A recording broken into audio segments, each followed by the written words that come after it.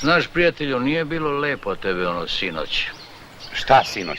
Pa ono kod Lilike. Majke ti, a tebe je bilo lepo. Ja uopšte tamo ne idem zbog nje.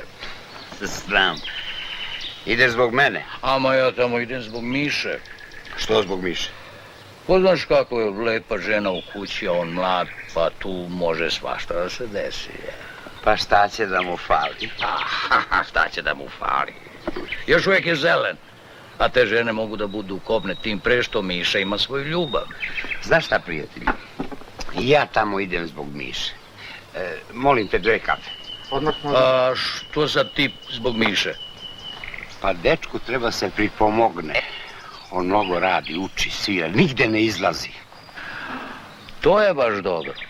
Vidiš, to baš nije dobro. On mora nešto da obali.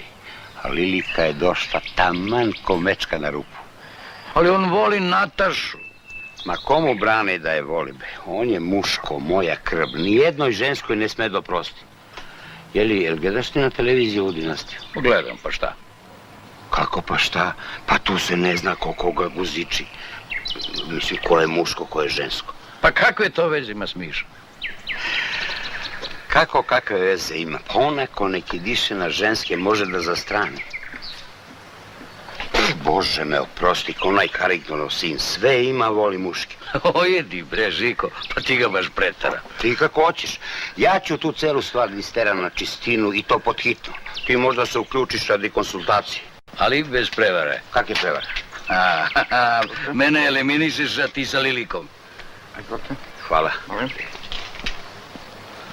Ma ne pada mi na pamet ovoga mi krsta. Kad je tako, onda živeli. Živjeli.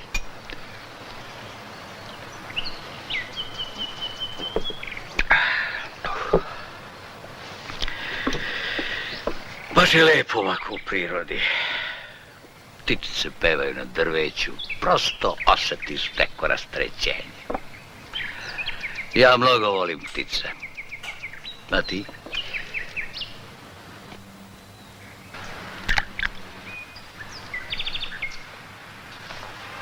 Pa što se mrstiš, prijatelju? To su samo ptičice, sreća tvoja što ne lete krave po drveću.